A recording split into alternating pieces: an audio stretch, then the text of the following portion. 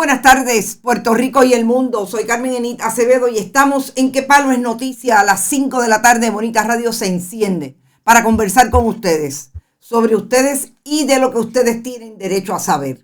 Importante esta conversación que vamos a tener con el licenciado Rolando Emanueli sobre lo que significa que haya la jueza Laura Taylor Swain, en el caso de quiebras de Puerto Rico, aprobado el plan de ajuste. ¿Qué contenidos tiene? ¿Cuáles son las posibilidades de aquí al 2025, al 2026? ¿Qué cubre? ¿Qué comienza ahora? Porque parecería por el discurso público y político de los políticos electos que ya esto es, recoge las ruedas que terminó el viaje. No, el viaje comienza. Como siempre, compartan, vayan a bonitasradio.net, auspicien a nuestros auspiciadores que apoyan el periodismo independiente a través de Buen Vecino Café, las cooperativas Abraham Rosa, la cooperativa de Vega Alta, la cooperativa Manuel Seno Gandía y Juana Díaz Coop. Licenciado Rolando Emanueli, bienvenido a Bonita Radio nuevamente. Sí, gracias, Carmen Enito. Un placer siempre de compartir contigo en tu programa. Licenciado, la jueza envió ayer una comunicación dentro del caso, resuelve que aprueba el plan de ajuste. Yo quisiera que fuéramos inicialmente de lo que había antes a lo que la jueza resolvió, esas enmiendas que supuestamente le hizo a ese plan de ajuste y lo que se relaciona en principio con los planes de pensiones y cómo quedan en este plan de ajuste. Mira, la jueza aprobó el documento prácticamente idéntico a lo que se había sometido en la última ocasión, que era la sexta versión del octavo plan de ajuste de la deuda. Esa sexta versión vino a raíz de una segunda orden donde la jueza le pidió a la Junta unas modificaciones, pero ya se veía en ese momento, en esa orden, que ya la jueza tenía prácticamente todos los documentos redactados en forma final, porque los anejó a la orden para que uno pudiera ver cuáles eran los cambios que ella estaba imponiendo. Y la confirmación ayer, por eso no nos sorprendió, primero, que fuera tan rápida, ¿verdad? Y que estuviera el documento básicamente idéntico a lo que ya ella había escrito, porque en realidad había pocos detalles que la Junta corrigió en su última versión del plan. Esto, pues hay que analizarlo desde la perspectiva un poquito más amplia. ¿Verdad? Vamos a elevarnos a 10.000 pies de altura para ver lo que significa esto. La primera pregunta que yo me haría es, ¿este plan es un buen negocio para Puerto Rico? Claro. Y ahí hay unas reservas tremendas por parte de los economistas más versados en este tema, en términos de que, en primer término, no se definieron los servicios esenciales en el plan fiscal, nunca se han definido, y por ende, el análisis que hizo la Junta fue, vamos a ver qué le voy a dar a los acreedores y después yo veo qué sobra para los servicios esenciales, cuando debió haber sido al revés. Cualquier abogado de quiebras de consumidores, lo primero que hace con el cliente es prepararle un presupuesto y luego mira cuánto sobra para ver cuánto se le puede pagar a los acreedores. La Junta lo hizo al revés y por tanto hay unos compromisos que van más allá de las capacidades que tiene el gobierno de Puerto Rico. Si lo vamos a ver en numeritos, el presupuesto de Puerto Rico del gobierno central generalmente está entre los 9.000 y los 10.000 millones de dólares. Y con los compromisos que se hacen en este plan de ajuste, el gobierno tendría que desembolsar 3.113 millones de dólares anuales para servicio a la deuda.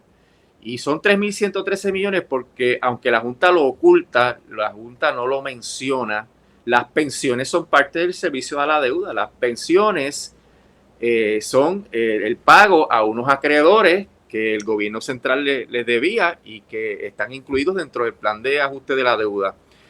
Y cuando tú sumas los 1.150 millones de dólares a los bonistas, más los acreedores no asegurados, más las pensiones, pues te sale 3.113 millones. Pues entonces réstale a un presupuesto de 10.000 millones, 3.113 millones y vas a ver que te queda 6.000 millones, básicamente, ¿verdad? Y unas cuantas décimas adicionales para manejar todo el presupuesto del gobierno de Puerto Rico. Así que el gobierno va a recibir un golpe bien fuerte en términos de la capacidad de maniobra financiera para lidiar con las diferentes circunstancias que hacen falta atender en Puerto Rico, ¿verdad? Y particularmente los servicios esenciales, y no hablemos de alguna emergencia que pueda surgir en el futuro.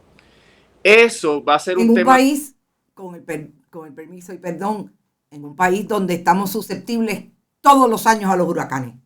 Sí, y ahora los terremotos, las pandemias, etcétera, cosas Exacto. que no eran tan comunes, pero que sí han estado siempre en el panorama. Pues eso establece entonces que la legislatura va a tener muy poco margen para proteger a algunos grupos que están haciendo reclamos. Por ejemplo, a mí me parte el corazón las promesas que se le están haciendo a los policías sobre un retiro digno, cuando la propia comunicación de la Junta sobre ese tema es que tiene que ser dentro de los confines del plan fiscal y del plan de ajuste de la deuda.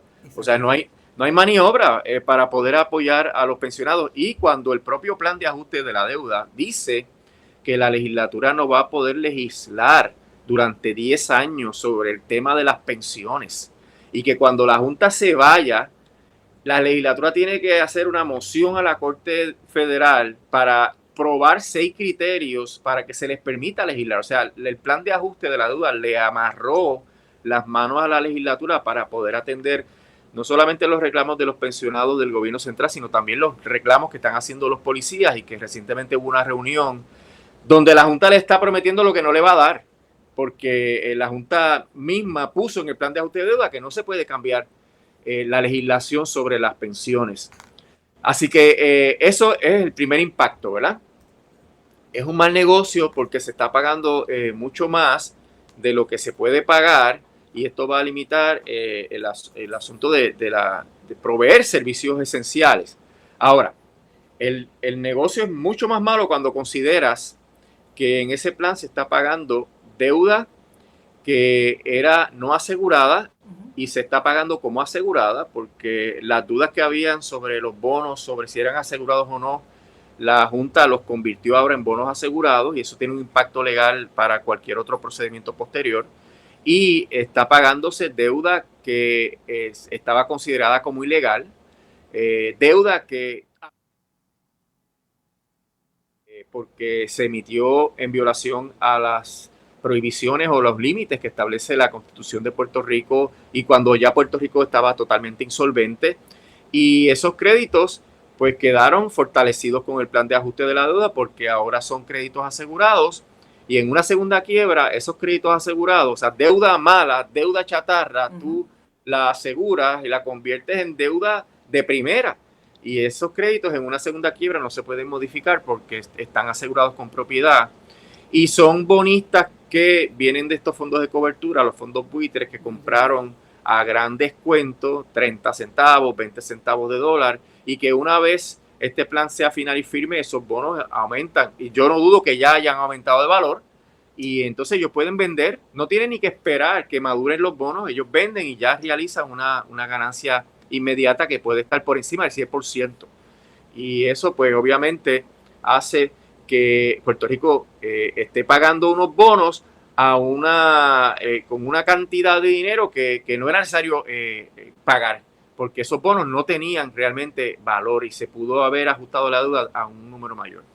El economista Joseph Stiglitz, que ha estudiado la deuda de Puerto Rico y que estuvo recientemente en Puerto Rico, dice que esos bonos va a ser bien difícil pagarlos porque las proyecciones de la Junta están sobreestimadas, y porque no hay expectativas de crecimiento económico, y que los países que no tienen crecimiento económico no pueden pagar su deuda. Claro. Trae una estadística bien importante: 50% de los países que ajustan su deuda vuelven a caer en un impago dentro de 5 años. Y eso es lo que se augura en Puerto Rico, porque ya no es una controversia sobre si va a haber un impago en el futuro, porque el propio Andrew Wolf, que es el economista de la Junta, lo dice en el 2036. La controversia es cuándo llega, si es más temprano o más tarde. Y eso pues pone a Puerto Rico en una situación muy precaria, porque al final del camino, en una segunda quiebra, lo que va a sufrir va a ser los servicios esenciales, porque va a haber que cortar más, y van a sufrir los pensionados porque son acreedores no asegurados. Yo quisiera que nos fuéramos al asunto de precisamente lo que amarró este plan y cómo le amarró las manos a una de las ramas del sistema republicano de gobierno que se ejerce en una democracia como es la legislatura. Y es esa posibilidad o no posibilidad que le da este plan de ajuste de poder ir mediante legislación, por ejemplo, a satisfacer las necesidades de esos grupos, trabajadores, trabajadoras. Usted tiene algunos de ellos. Todavía hay un caso en el Tribunal Supremo con relación a los empleados del fondo que tiene que ver con el standing que puedan tener para cuestionar la constitucionalidad de la ley promesa, etcétera, pero que finalmente inciden en lo que esos trabajadores y trabajadoras puedan o no recibir en un futuro a base de lo que ha decidido la Junta, en lo que a mí me parece un contubernio con el tribunal desde el punto de vista de que, como usted dice, ese plan se acogió tal y como, con unas variaciones mínimas, como la Junta lo presentó. Y es que yo sé que además de esos pleitos, aquí hemos discutido mucho el asunto de las cooperativas. Las cooperativas tienen pleitos que acaba la juez de tomar una decisión desestimándole el que tenían ante ella, que está ya en el proceso de apelación ante el Tribunal de Apelaciones en Boston. Pero uno de las estrategias que quieren utilizar, igual que otros grupos, es amarrar la posibilidad de ir a una recapitalización con fondos de ese presupuesto del gobierno de Puerto Rico, identificados en unas áreas específicas. Si usted me dice que eso está limitado por ese plan de ajuste, ¿qué le queda a los grupos, cooperativas, otros grupos que todavía van a seguir dando la pelea con relación a vindicar sus derechos relacionados con esta quiebra y lo que no le quiere pagar el gobierno de Puerto Rico que le metió las manos a su chequera? Sí, yo quiero darte unos datos para fortalecer tu planteamiento. Antes el plan fiscal era la camisa de fuerza, o antes no todavía, ¿verdad? Y será que quita la legislatura, y la Junta ganó este poder poco a poco litigando de que ellos pueden anular leyes que no sean compatibles con el plan fiscal, y ellos determinan eso a su sola discreción. Nadie puede impugnar lo que ellos piensan sobre las leyes, y la jueza le ha dado la razón siempre. Pero ahora con el plan de ajuste de la deuda, pues ahora hay otra camisa de fuerza, porque el plan dice que los funcionarios gubernamentales tienen que hacer todo lo posible, y esto es la orden, esto es una orden del tribunal para poner en vigor el plan de ajuste de la deuda, y el plan de ajuste de la deuda depende de que se ponga en vigor el plan fiscal. Hasta ahora ha habido algunas cosas que la legislatura se ha resistido para imponer medidas neoliberales de austeridad adicional y de liberalización de la protección del ambiente, de las protecciones del trabajo, de la manera de hacer negocios en Puerto Rico, de los permisos, etcétera. La legislatura ha resistido esas medidas de la Junta, que son neoliberales y son medidas de austeridad y de limitar nuestros derechos y de perjudicar el ambiente, etcétera. Pero ahora, con el plan de ajuste, donde los funcionarios tienen que hacer todo lo posible por poner en vigor eso, y con lo que la Junta va a hacer, es que va a utilizar el presupuesto como un arma ofensiva para arrodillar a los políticos. No le van a dar nada que ellos pidan, lo que los políticos pidan, para tratar de complacer a sus constituyentes. Y con esa herramienta ellos van a hacer que la legislatura vaya cediendo poco a poco más sus prerrogativas políticas. Y eso hay que sumarlo a lo que te mencioné anteriormente, que ni siquiera en el asunto de las pensiones pueden darle aumento de costo de vida, mejorar los beneficios, y las pensiones se van a ir achicando anualmente por el costo de la vida. Se han hecho ya simulaciones, y ya para el 2035 la mitad del dinero que reciben actualmente es lo que va a ser efectivo en esa época por el costo de la vida, que sigue acelerándose, ¿verdad? La subida de la inflación. Esto hace que la agenda de Puerto Rico, que es la última pregunta que me haces, se enfoque. Primero, hay un asunto que hay que terminar, Carmen Enit, que es la Autoridad de Energía Eléctrica, que eso viene ahora. Sí. Hoy precisamente se supone que la Junta informe qué va a hacer con el RSA, con el acuerdo con los bonistas. Y ahí se nos va la vida también, Carmen Enid, porque el costo de la energía eléctrica podría subir dramáticamente porque el propio RSI dice que hay que subir la tarifa a 4.6 centavos por kilovatio hora, por encima del 16% y por encima de lo que le dé la gana a Luma, porque como hemos visto, Luma no tiene ni incentivos ni controles para los costos, para los gastos que entonces tenemos que sufragar nosotros con la tarifa. Y ese proceso de la autoridad puede durar un año aproximadamente, y luego de eso, que se termine con ese trámite, si la situación no es favorable para Puerto Rico y se imponen esos aumentos, pues aquí va a haber un problema de viabilidad económica para los pequeños y medianos negocios enorme, porque uno de los costos principales en estos tiempos, ¿verdad?, es la energía eléctrica, porque se usa para todo, para las comunicaciones, para cocinar, para todo, y eso pues va a tener un impacto económico dramático que va a propiciar, que es lo que todas estas cosas ocasionan por las circunstancias políticas de Puerto Rico, ocasionan emigración.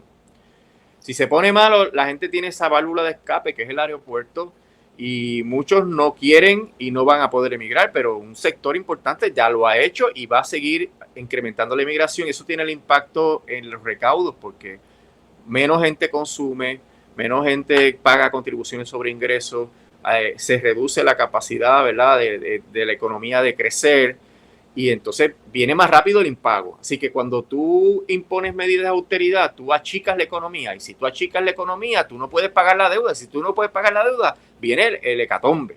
Y desafortunadamente, Carmen Enid, esa es la ruta que los economistas serios están viendo, y que la legislatura, pues yo no la veo resistiendo, porque no ha resistido nada hasta ahora. La legislatura se ha plegado a todos los deseos de la Junta, y lo que nos plantea, para terminar la contestación, es que luego de liquidar el asunto de la Autoridad de Energía Eléctrica, hay que descolonizar al país.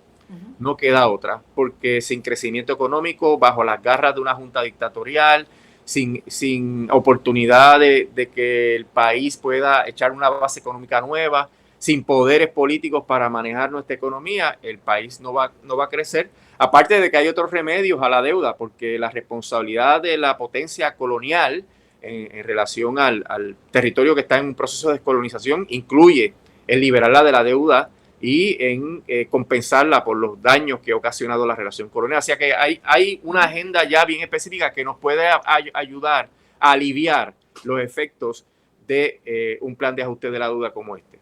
Ahora, mi experiencia me dice que ese poder político que podríamos tener, como usted dice, para la descolonización, y yo pienso que primero hay que descolonizar las mentes de los puertorriqueños y puertorriqueñas para los que están aquí en el archipiélago puedan entender lo que significa a grandes rasgos, y si no le pueden entender a grandes rasgos porque intelectualmente todavía no se exponen a ese tipo de información para diluir y estar claro, por lo menos que lo sepan ante la realidad que nos toca, que eso se va a producir, este nivel de encarecimiento de la calidad de vida del país, de la gente, se va a ver con un plan que no hace nada, sino proponer el pago de una deuda que en muchos casos fue emitida ilegalmente. Y que aquellos que compraron a precio de pescado abombado también sabían lo que estaban haciendo y en detrimento de qué lo estaban haciendo. Y se aprovecharon de esa coyuntura.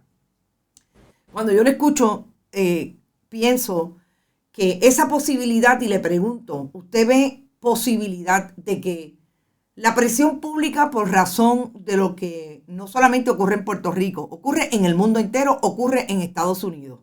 Cuando te empujan contra la pared, o te mueres, o sales como bien fuerte y sólido hacia afuera a protestar, a mantener una denuncia puntual sobre lo que está ocurriendo, que te quiere disminuir, que te quiere sacar, incluso sacar del país, como usted habla sobre el efecto que tiene todo esto en la gente que termina yéndose del país.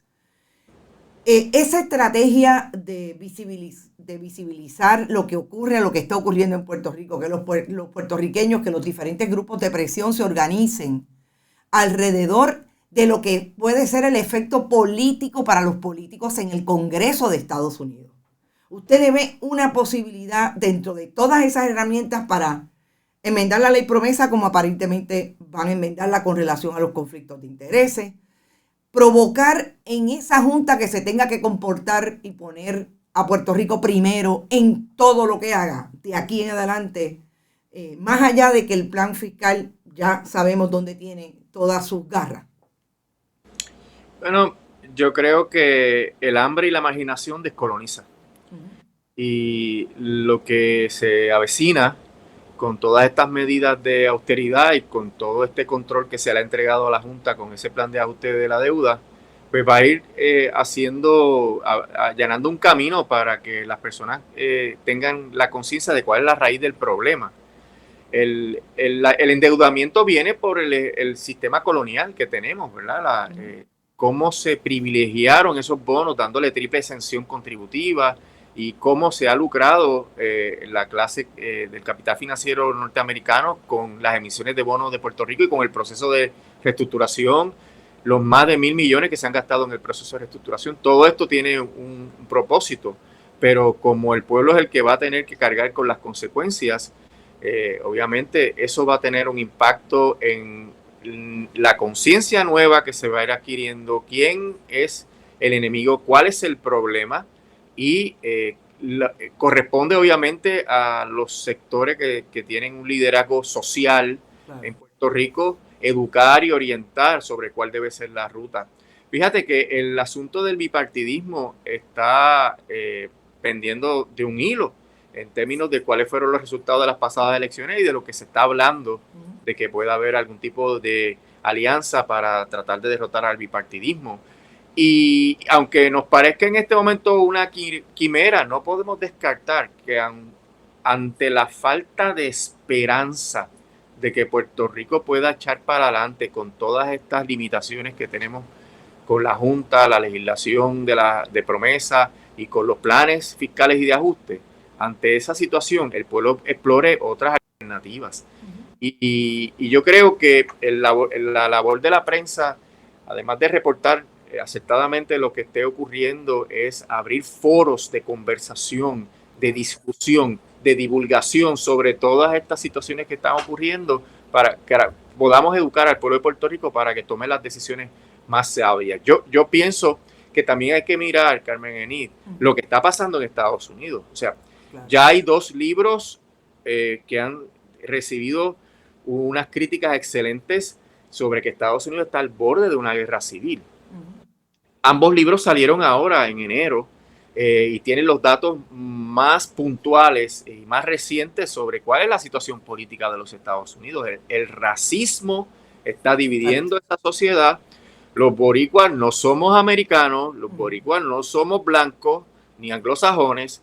Los boricuas vamos a ser víctimas de eso tanto en Estados Unidos como en Puerto Rico. Y la información que sale ayer de que Jennifer González está frustrada porque el Congreso no está moviendo ni un ápice, es parte de esa visión que está fraccionando ese país y que no va a haber oportunidad. Y aquí hay mucha gente seria que ha creído en el asunto de la estadidad que podría apoyar otras formas de resolución del estatus, no de descolonización, porque la estadidad no descoloniza. Claro. Es la culminación de la colonización, ¿verdad? Pero esa ideología se le coló a Victoria Ciudadana y yo creo que ya se dieron cuenta que fue un error. Sí. Hablar de la estadidad como proyecto de descolonización. Claro, que es la culminación del coloniaje. El asunto es que hay mucha gente y dentro de los partidos tradicionales, para incluir al PPD, que saben que hace falta trabajar con el problema y que ante esta situación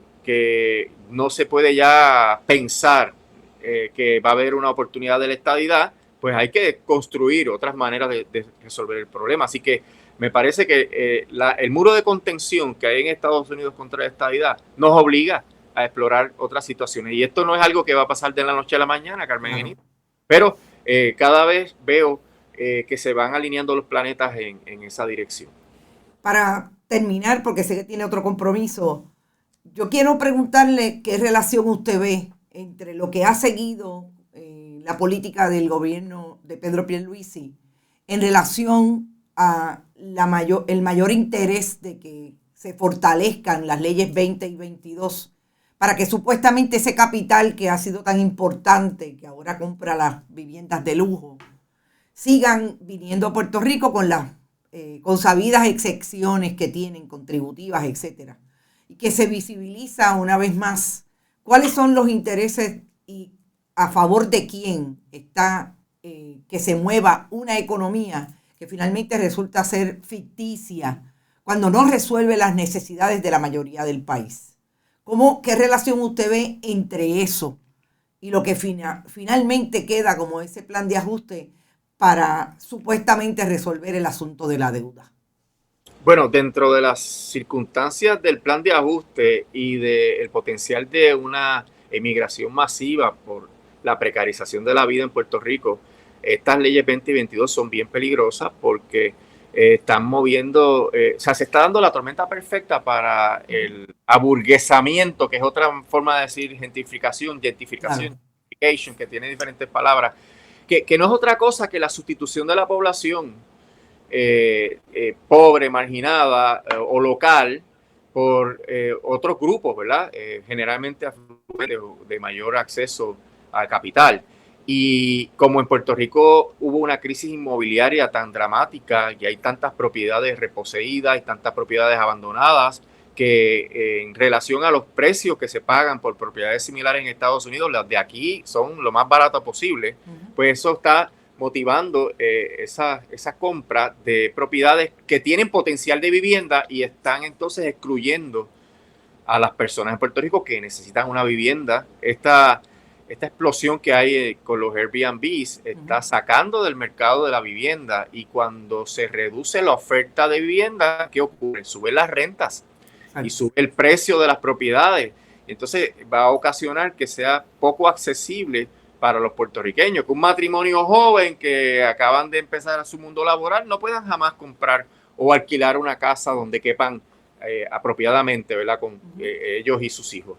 Y esas situaciones son medidas que causan un desplazamiento de la población y fuerzan a más gente a emigrar porque no pueden pagar las casas ni las rentas. Ya yo sé de lugares que uno en otro momento pensaría que son lugares de $400 por un estudio, que ya los estudios están en $1,000 y $1,200.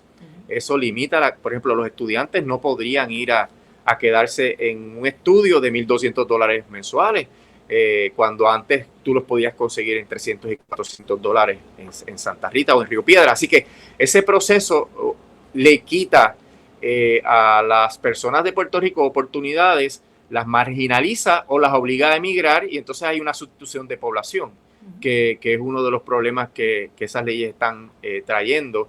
Y que si tú ves las clases intermediarias locales, las que están vinculadas con ese bipartidismo rancio, ¿en qué se están enfocando? En prepararle los decretos de exención a esos multimillonarios y en venderle las propiedades.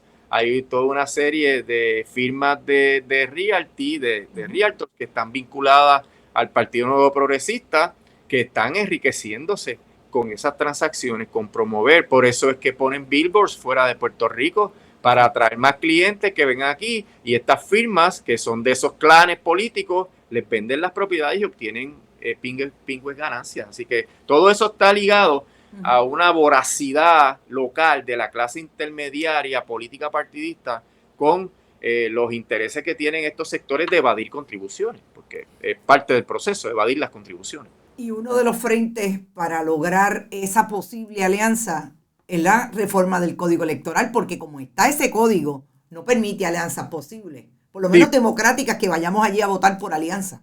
Sí, pero si eso se cuestiona, eso va a caer, es inconstitucional. Claro. Lo que pasa es que requiere que haya un caso o controversia. Así, tiene que haber dos partidos que se unan o que realmente digan, vamos a escoger un candidato común y vamos a hacer una alianza para votar por ese candidato. Y entonces solicitan que la Comisión Estatal de Elecciones acepte eso. La comisión va a decir que no se permiten las alianzas. Claro. Y ahí se crea el caso controversia y entonces se lleva a los tribunales y se impugna. ¿Y cómo que una ley va a prohibir que dos grupos políticos colaboren para un fin común? Eso es absurdo en una democracia, comillas, pero viola claramente el derecho a la asociación. claro.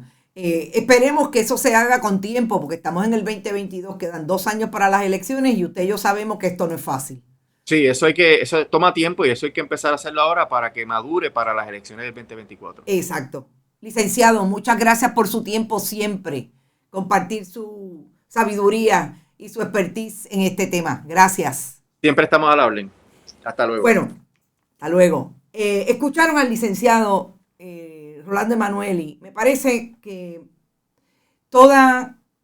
nos lleva esta conversación a 2 temas que yo quisiera profundizar brevemente para terminar este programa con este análisis.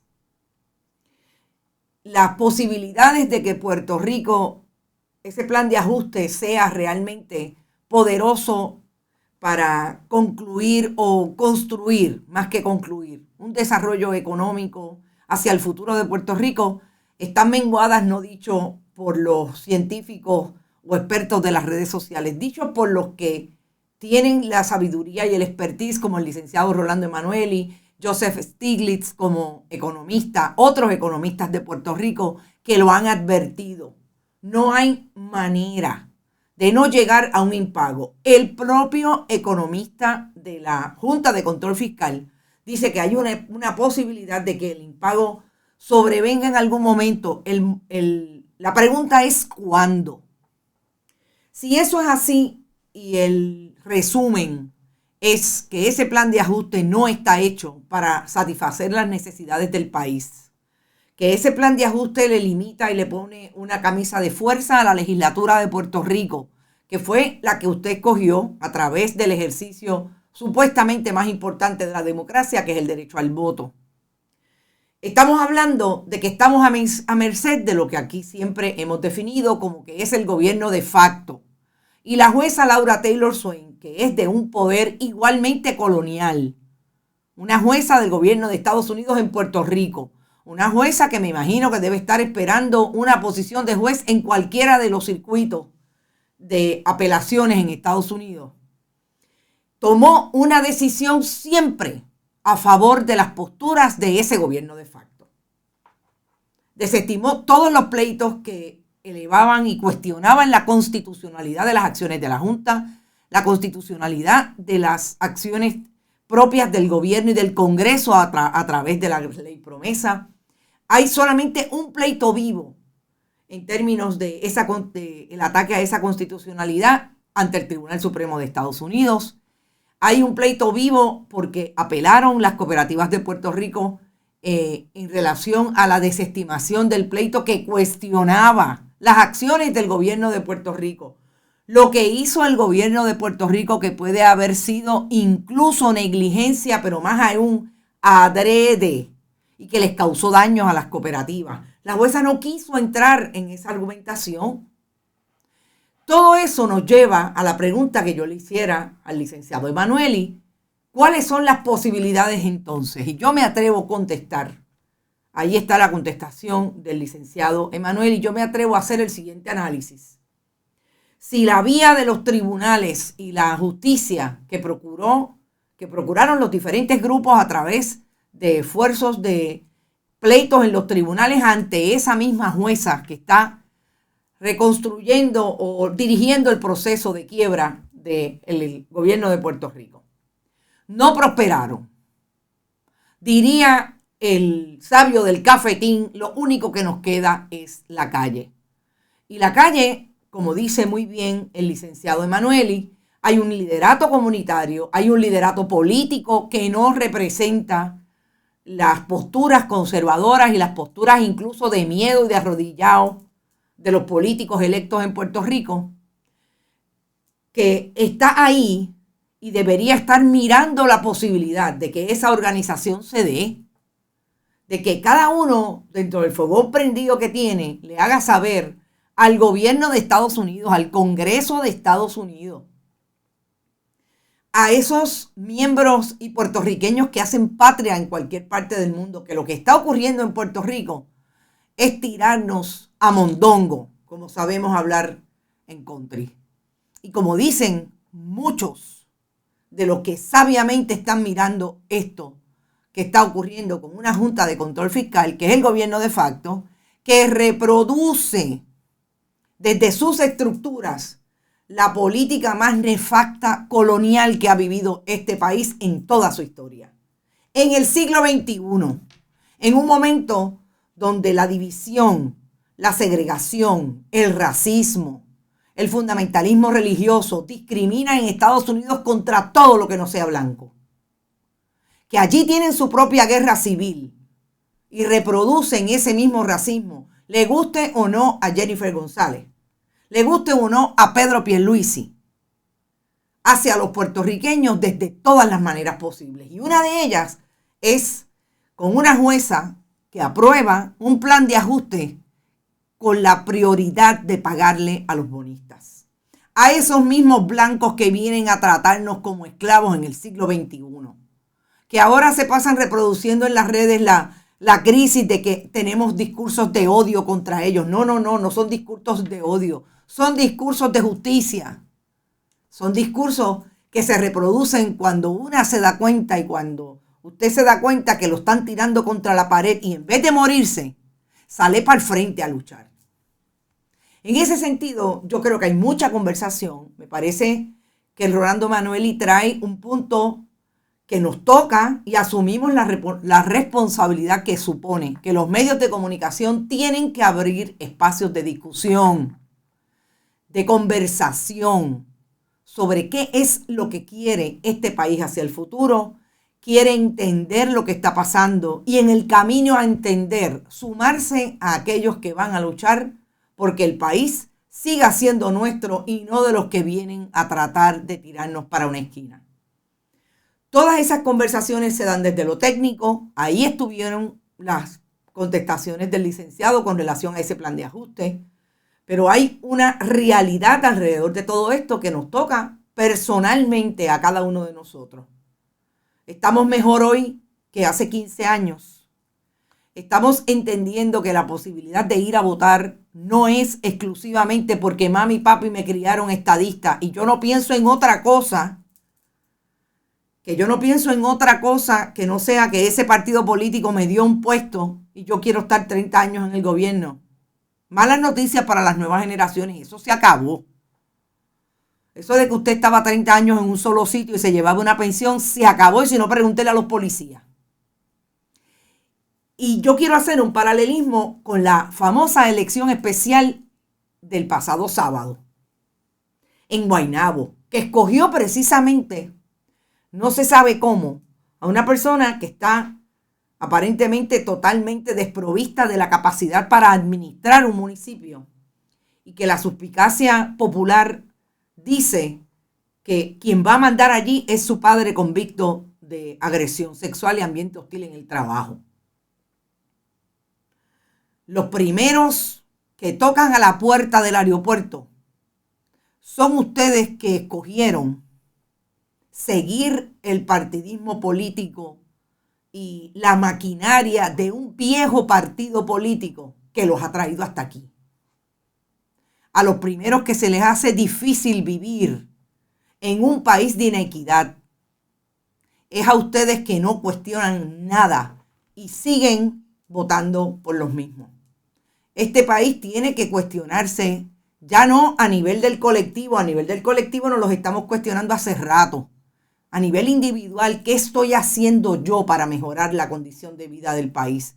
No para mejorar la condición mía, es para mejorar la condición de vida de todos. Porque por haber pensado en mí, el país está donde está hoy. Y ahí están los políticos. Y yo termino con esto. Yo por lo menos no me quiero parecer a los políticos que han decidido que son primero ellos y después el país. Nosotros nos vamos recordando siempre que estamos en bonitasradio.net, que no se olvide que usted puede ir a bonitasradio.net, donar a través de PayPal y tarjetas de crédito y programar su donativo. Gracias a los que lo han hecho. Nunca nada de lo que usted da es poco, es lo que usted puede y se le agradece, porque de esa manera podemos continuar con este proyecto de periodismo independiente, contestatario, profundidad, análisis e investigación. Fundación Periodismo 21, la fundación que hemos creado sin fines de lucro para desarrollar buscar dinero hasta debajo de las piedras y poder producir los contenidos que habrá de reproducir Bonita Radio. Siempre estamos en la fundación recibiendo cheques o giros postales a nombre de la fundación PMB 284, PO Box 194000, San Juan, Puerto Rico, 00919-4000. Recuerden que estamos en todas las redes sociales, Instagram, Bonita Radio, Bonita-Radio en Twitter, Bonita Radio en iVoox, iTunes, Spotify y siempre YouTube 24/7. Que también el auspicio de Buen Vecino Café, de las cooperativas Abraham Rosa, Juana Díaz Coop, Manuel Seno Gandía y la cooperativa de Vega Alta son los auspicios que hasta el momento nos han traído hasta aquí y nos continúan apoyando para seguir en este proyecto. Gracias Verónica Vegabón por su siempre buena mano técnica y a todos y a todas los que están con nosotros. No se olviden que estamos liquidando la tiendita bonita a precio de 50%. Iba a decir de pescado bombado, pero no. 50% porque estamos en la transición de nuestra identidad gráfica.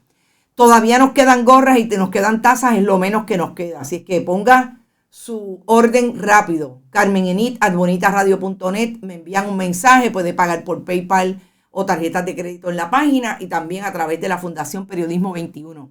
Siempre envíenme un mensaje a carmenenit@bonitaradio.net porque así yo puedo saber que usted pidió, separarlo, nos encontramos. Y recuerden que si se lo tengo que enviar a cualquier parte del mundo o al mismo Puerto Rico, hay que aumentarle el precio de envío.